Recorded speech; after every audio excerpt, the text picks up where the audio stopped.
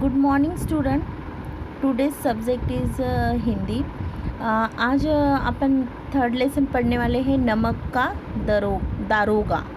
नमक का दारोगा मीन्स इस कहानी में क्या बताया गया है. इस कहानी में रिश्वतखोरी और भ्रष्टाचार का इस प्रकार वर्णन किया गया है मानो यह कोई अपराध न होकर उपलब्धि हो.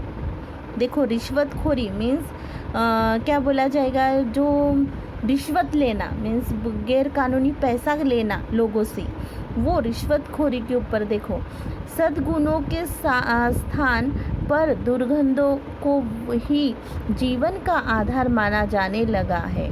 लेकिन अब भी ऐसे सदाचारी व्यक्तियों की कमी नहीं है जो अपने कर्तव्य और धर्म पर डटे हैं. आज भी ऐसे पारखी भी है जो ऐसे अमूल्य रत्नों को अपने खजानों की शोभा बनाना चाहते हैं. आइए मिले इस व्यक्तियों से. देखो, ये लेसन ऐसा ज़रूरी नहीं है कि सभी लोग रिश्वतखोरी होते हैं, सभी लोग पैसे लेते हैं. इसमें भी कोई ईमानदार पुलिस होता है, ईमानदार वकील होता है, ईमानदार मीन्स कोई भी, इसमें कोई भी फैकल्टी में ईमानदार कोई ना कोई तो होता है जो बिना पैसे लिए मदद करता है गरीबों की.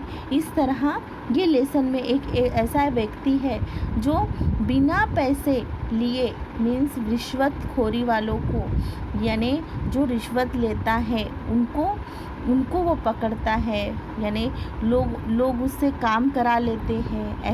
ऐसी चीज़ें अपने को ये लेसन में मिलेंगी.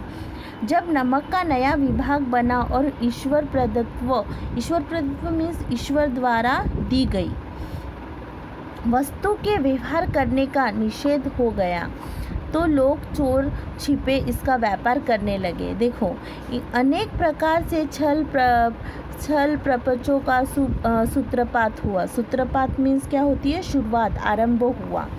कोई घुस के काम निकालता था तो कोई चालाकी से.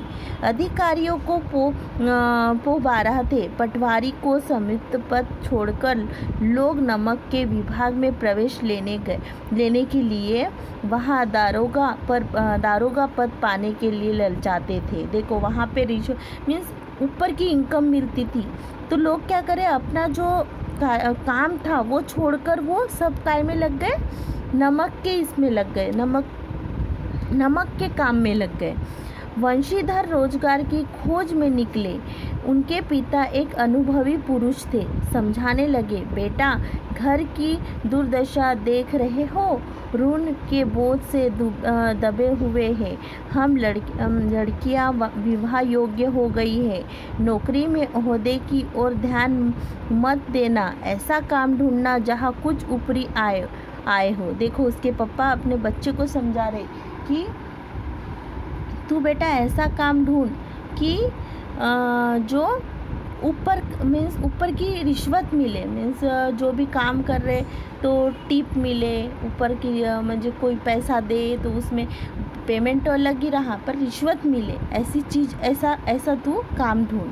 मासिक वेतन तो पूर्णमासी का चांद है. देखो, मासिक वेतन मीन्स महीने में एक बार मिलने वाला पेमेंट. पूरा दिन अपन 1 से तो 30 तारीख तक जो काम करते उसके बाद अपने को पेमेंट मिलता है, उसको बोलते हैं मासिक वेतन. और तो पूर्णमासी का चांद मीन्स जो आता है पैसा वो देने में, पूरा महीने भर में जो भी अपन काम करते हैं, जिससे पैसा लेते हैं, उसको देने का लेने का वही काम रहता है. तो वो बोल रहे हैं चांद की तरह है, जैसा चांद निकलता है और चले जाता है उसी तरह वो पैसा होता है.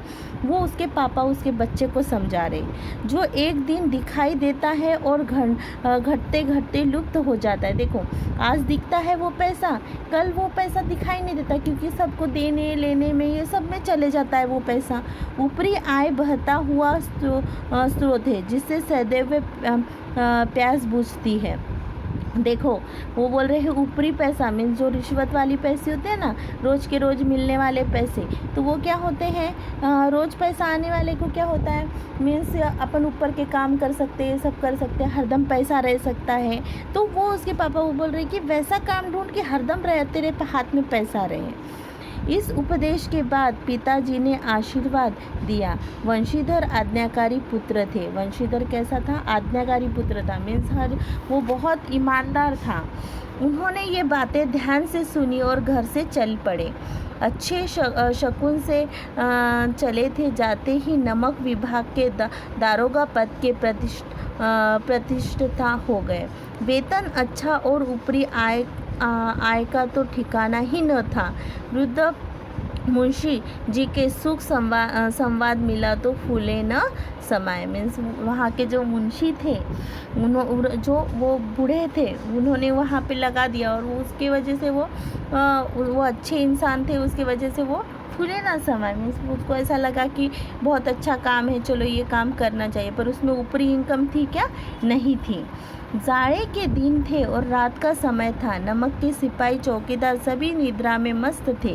मुंशी वंशीधर को तो यहाँ आए अभी 6 महीने से अधिक न हुए थे, लेकिन इस थोड़े से समय में ही उन्होंने अपनी कार्यकुशलता और उत्तम आचार से अफसरों को मोहित कर दिया था। देखो, जो बड़े अफसर होते हैं उन्होंने अपने ही कामों में उनसे अच्छे से रहना, अच्छे से व्यवहार करना, उसमें उन्होंने बहुत पैसा कमाया। अफसर लोगों से रिश्वत लेना, ये सब चीज़ें वो मुंशी करता था।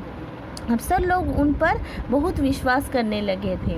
नमक के दफ्तर से 1 मील पूर्व की ओर जमुना बहती थी। देखो, जहाँ नमक के कारखाना था, मीन्स नमक का जहाँ रखा जाता था, वहाँ पे ही एक क्या थी, नदी बहती थी। उस पर नावों को एक पुल बना हुआ था। दारोगा जी किवाड़ बंद किए मीठी नींद सो रहे थे। अचानक आँख खुली तो नदी के प्रवाह की जगह गोलियों की गड़गड़ाहट तथा मल्लाहों का कोलाहल सुनाई दिया। उठ बैठे। इतनी रात गए, गाड़ियाँ नदी के पार क्यों जाती है? अवश्य कि कुछ न गोलमाल है। वर्दी पहनी, तमच्चा जेब में रखा और बात में घोड़ा बढ़ाए हुए पुल पर आ पहुँचे। गोड़ियों की एक लंबी कतार पुल के पार जाती देखी तो डॉक्टर पूछा, किसकी गाड़ियाँ हैं? थोड़ी देर तक सन्नाटा रहा। आदमियों के कुछ कानाफूसी हुई और तब आगे वाले ने कहा, पंडित आलोपदीन की। कौन पंडित आलोपदीन? दातागंज के। वो कहा के है? दातागंज के। तो देखो, अब आगे का लेसन अपन नेक्स्ट पीरियड में पढ़ेंगे। ओके।